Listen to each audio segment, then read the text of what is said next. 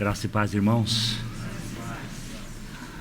Louvo a Deus pela rica oportunidade, privilégio de estar com os irmãos nessa manhã. Vamos abrir a palavra de Deus em Isaías capítulo 6. Texto bem conhecido dos irmãos. Enquanto os irmãos abrem então em Isaías capítulo 6, aqueles que puderem me acompanhar, vamos orar. Senhor, Tu és santo, Senhor.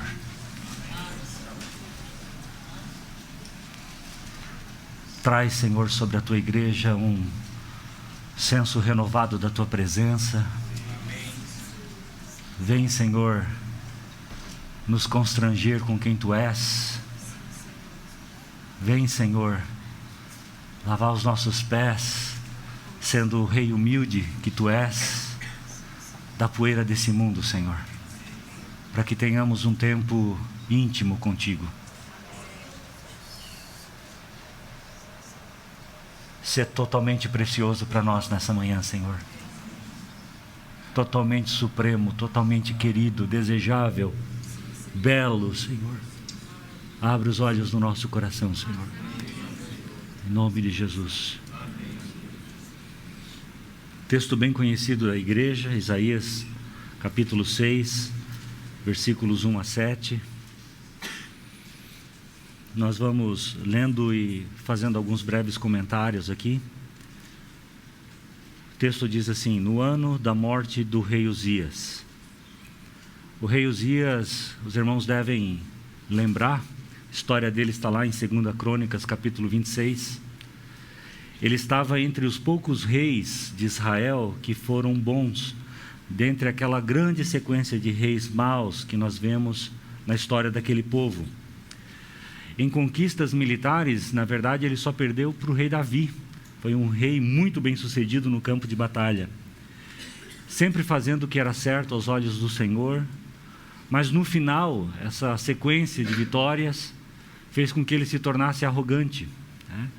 Orgulhoso. E nessa arrogância ele cobiçou o papel sacerdotal, fazendo algo que não devia fazer. E naquele instante o Senhor o feriu, né, com lepra. E os seus 52 anos de reinado, então, terminaram de uma maneira muito trágica, muito vergonhosa. Então, quando nós lemos no profeta Isaías dizendo, no ano da morte do rei Uzias, há um desencorajamento nessa colocação, há uma certa desesperança. Um rei que parecia ser tão bom, um rei que era tão promissor, um rei que até fez coisas muito boas, agora tem essa morte. Nesse ano em que essa esperança acabou, nesse ano em que o povo está tomado por uma certa desilusão, eu vi o Senhor assentado sobre um alto e sublime trono. Ou seja, o trono de Israel está vazio, mas o trono do universo não está. O Senhor continua assentado no seu alto e sublime trono. E lá, nesse alto e sublime trono, há um Senhor. Esse trono está ocupado. E as abas das suas vestes enchiam um templo. Quando nós falamos de abas das vestes, nós estamos falando do que hoje é conhecido como cauda, né? Cauda de uma vestimenta, muito conhecida, por exemplo, em vestes nupciais, né? As noivas geralmente usam uma cauda muito longa. E nesses dias, a realeza usavam também mantos, né? E vestimentas com caudas muito longas, que simbolizavam, de certa forma, o grau de sua majestade, né? A pompa de seu reino, a majestade daquele rei, né? E o que nós estamos falando aqui, né, é que este rei tinha uma veste de cauda tão grande que ele estava sentado no trono. Essa cauda passava por sobre o trono e ia muito além disso, enchendo completamente todo o templo.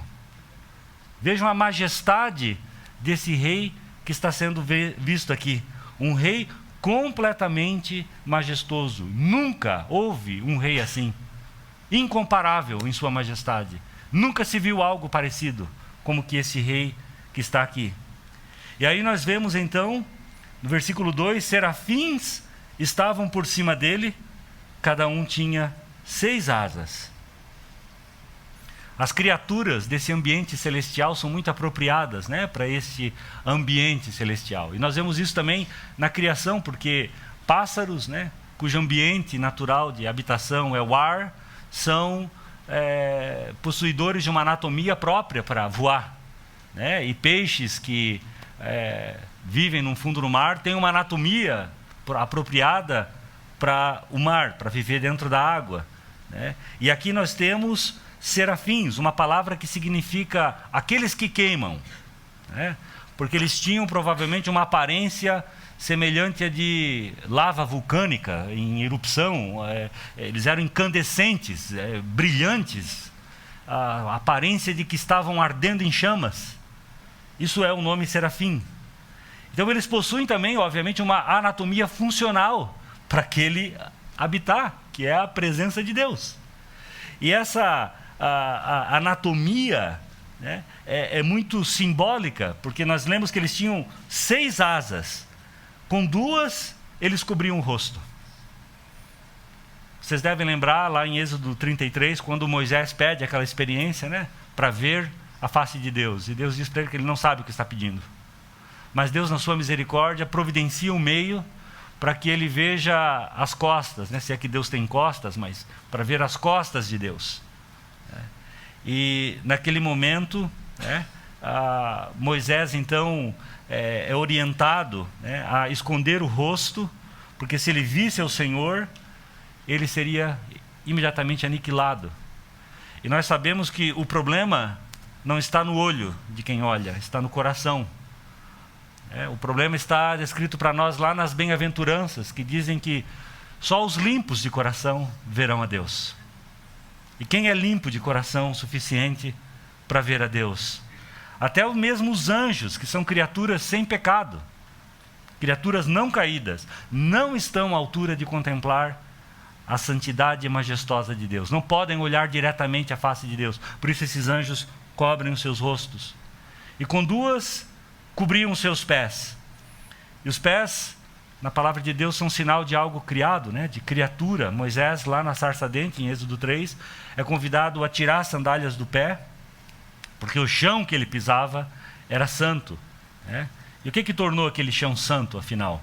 Nós sabemos que não foi Moisés, foi justamente a presença de Deus que estava ali. E os pés de Moisés representavam que ele vinha do pó, né? Para ele se lembrar que ele era uma criatura, né? E aqui nós temos então essa indicação dos anjos mostrando a sua posição de humildade diante do Criador como criaturas, né? Então elas cobrem os seus pés, apontam para os seus pés como criaturas. E com 2 asas eles voavam. Pare para pensar, irmãos. 4 asas destinadas à adoração.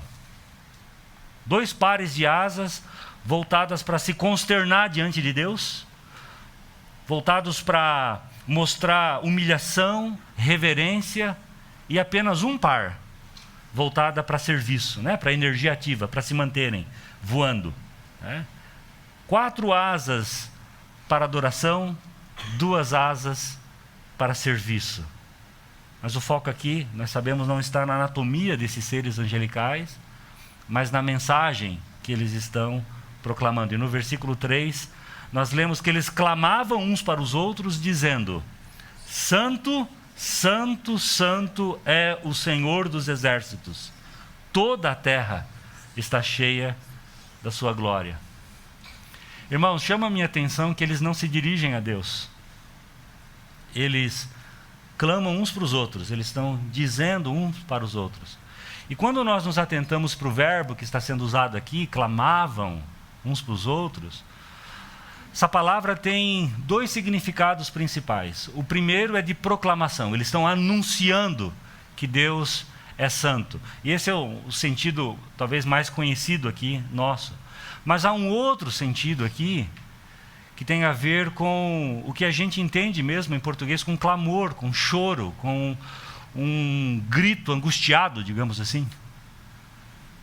Se você fosse colocado dentro de um tonel de água com gelo, você não ficaria sem se mexer, não ficaria inerte. você teria uma reação com aquele choque térmico. E você perderia talvez o ar, talvez você falasse alguma coisa, que frio, né? Não tem como. Né? Ou se você saísse debaixo do guarda-sol na praia, descalço, e pisasse numa areia muito quente, você não ficaria também inerte, você está quente, está quente. Né?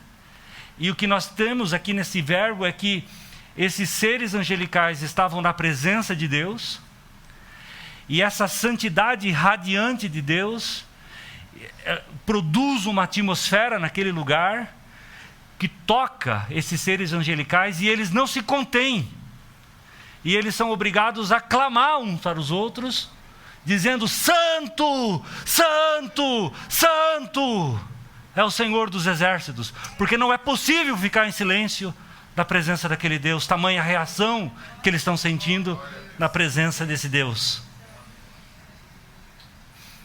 E eles então proclamam o peso, a substância, a majestade da glória de Deus, a separação absoluta daquele Deus com tudo que existe no universo. Ele é único, singular, incomparável. E é essa glória que provoca os anjos a simplesmente clamarem de dentro de suas entranhas: Santo. 3 vezes santo. Hoje nós damos ênfase num texto, né, com negrito, itálico, sublinhado, mas naqueles dias a ênfase, né, de uma palavra se dava com repetição. E aqui nós temos então um atributo de Deus ganhando destaque. Nós não temos na Bíblia misericordioso, misericordioso, misericordioso, nem bondoso, nem grandioso, mas santo é o atributo de Deus que é repetido 3 vezes. E eles então pegam esse atributo da santidade de Deus e colocam no superlativo. Eles levam esse atributo de Deus para o nível mais alto de louvor e de adoração. E aí nós temos então o impacto dessa santidade de Deus. E na continuação do versículo 4, nós vemos que a base do limiar se moveram à voz do que clamava. Agora nós estamos vendo, né, as bases daquela construção. Nós estamos vendo pedras, nós estamos vendo vigas de madeira, nós estamos vendo tudo que é utilizado de material para a sustentação daquele prédio chacoalhando. E irmãos, eu fico pensando, se matéria inanimada, inorgânica, pedra, madeira, que mais for ali, concreto, sacode na presença desse Deus Santo, quem nós somos, irmãos, para não tremer na presença desse Deus? Quem somos nós para não temermos a esse Deus? E a casa se enche de fumaça. E fumaça é uma coisa, de certa forma, um tanto quanto recorrente no Antigo Testamento, né? Acompanhando a presença de Deus. No Monte Sinai houve fumaça, os irmãos devem lembrar. Havia um pilar de nuvem que acompanhava o povo no deserto, simbolizando a presença de Deus. Lá em 1 Reis 8, quando o templo é cheio da glória, Shekinah de Deus, o templo se enche de fumaça. E agora, mais uma vez, aqui em Isaías 6, nós temos essa fumaça enchendo o lugar. Então nós temos um terremoto, nós temos fumaça, nós temos esses anjos clamando a presença de Deus, a sua santidade. E nessa hora, Isaías diz, versículo 5: Então disse eu: ai de mim, estou perdido, porque sou homem de lábios impuros, e habito no meio de um povo de impuros lábios, e os meus olhos viram o Rei, o Senhor dos exércitos.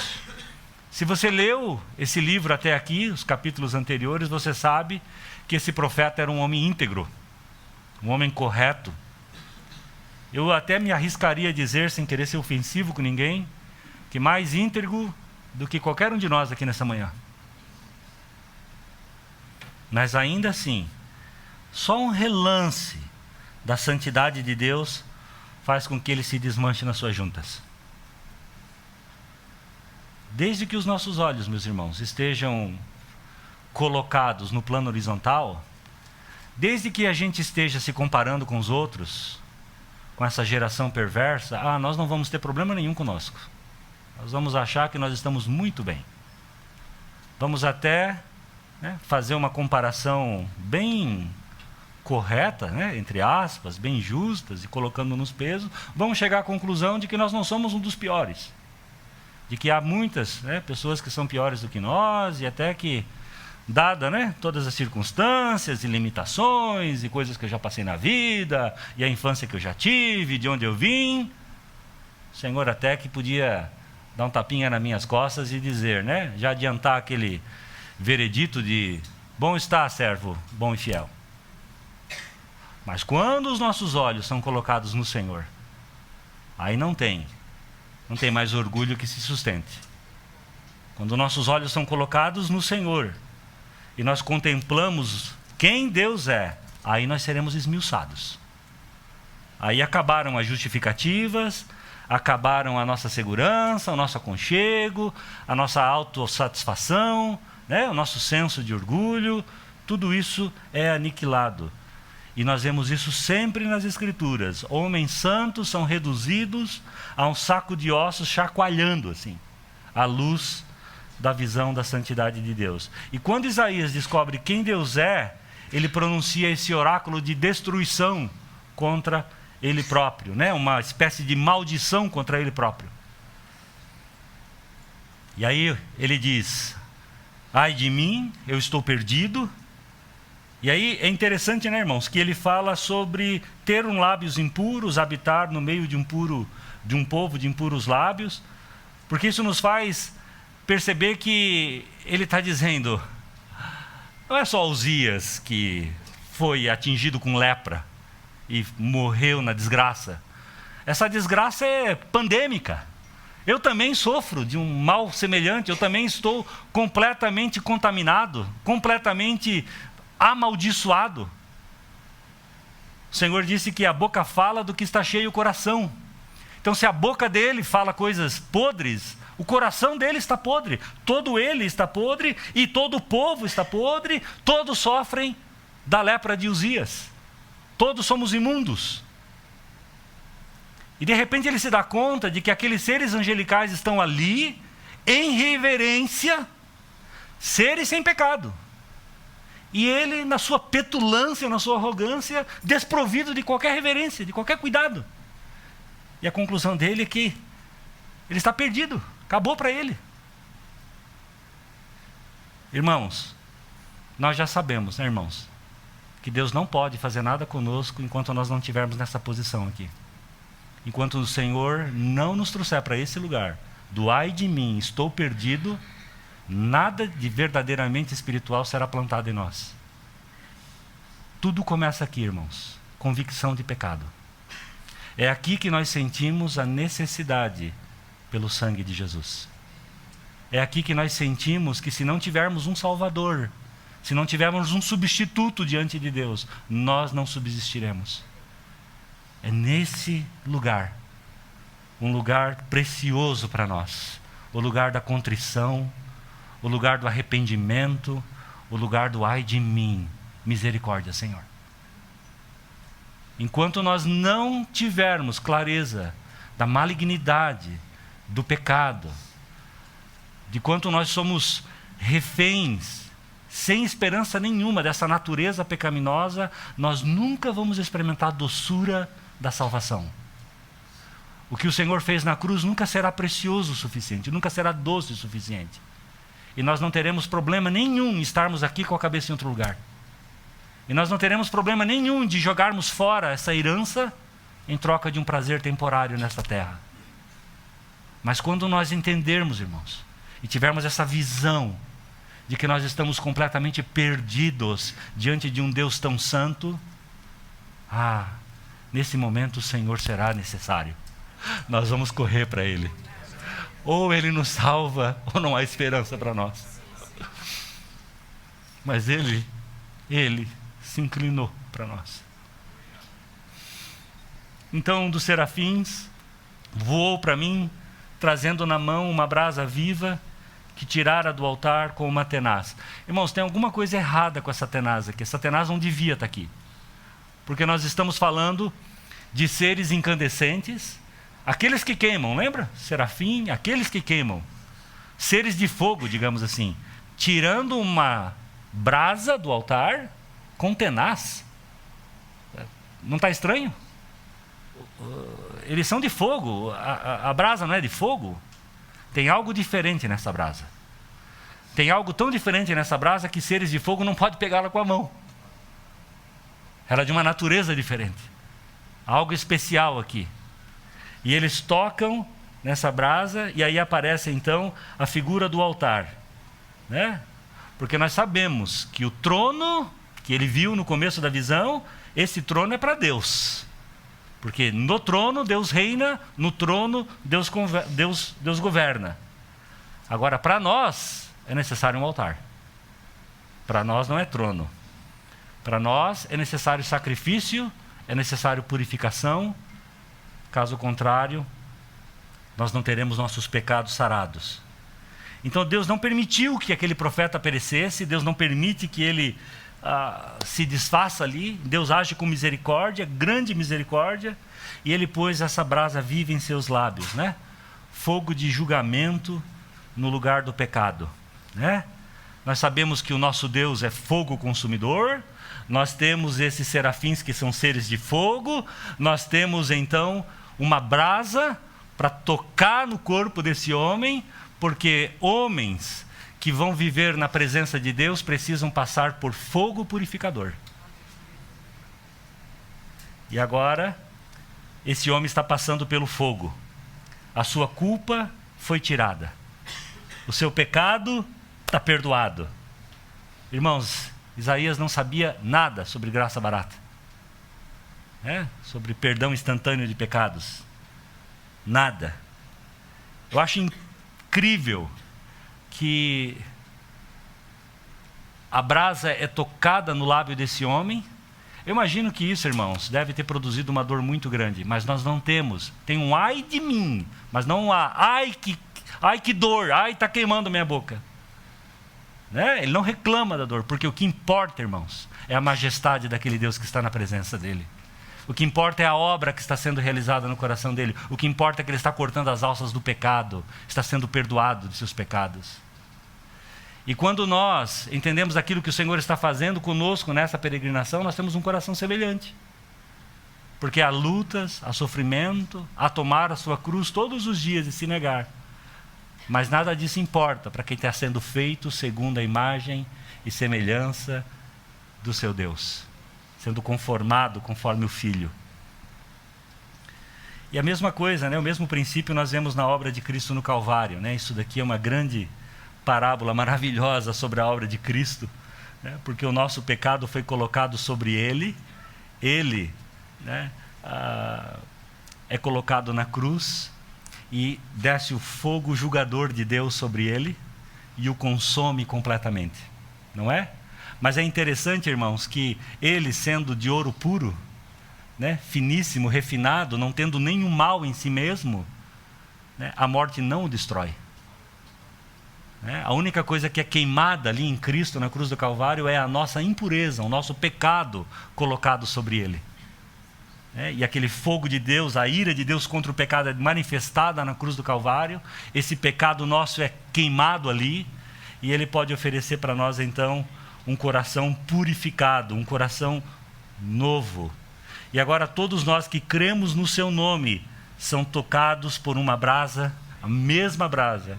E nós podemos ouvir jubilante nesta manhã: a tua iniquidade foi tirada e perdoado foi o teu pecado.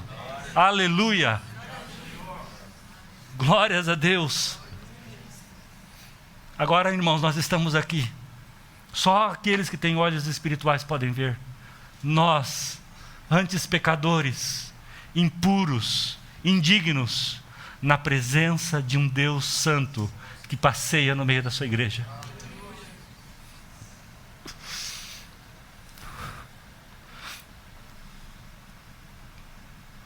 e nos acompanha esses seres angelicais. E nós aqui com os anjos, com a congregação dos santos, dizendo a esse maravilhoso Deus: Santo, Santo, Santo é o Senhor dos exércitos. Toda a terra está cheia da sua glória. Aleluia. Oh, glórias a ti, Senhor. Bendito seja o teu nome.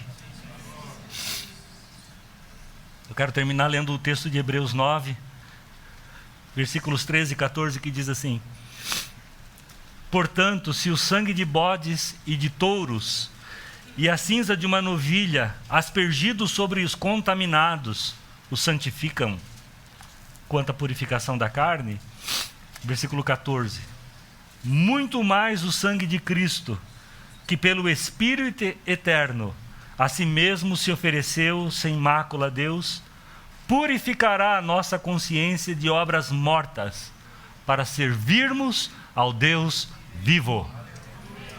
Oh, Senhor, essa é a tua obra, Senhor. É disso, Senhor, que estamos lembrando aqui nesta manhã. Que o nosso coração, Senhor, transborda de louvores a ti, Senhor. Porque nós reconhecemos, Senhor, que se não fosse tu pegar esse problema irresolvível nas mãos, nós não teríamos esperança alguma, Senhor. Oh, bendito é o nosso Senhor, essa brasa viva que nos tocou. Aleluia, Senhor. Obrigado, Senhor Jesus, porque quando vimos quem tu eras, Senhor, a tua beleza, e nós fomos tomados por convicção de pecado, Senhor, os nossos olhos foram abertos e vimos a cruz do Calvário, aquele sangue sendo derramado na cruz, sangue bendito, sangue precioso, sangue no qual nós temos perdão e remissão de pecados. Oh, Senhor, por isso nós levantamos o cálice da salvação nessa manhã e brindamos ao teu nome, Senhor. Grande é o Senhor.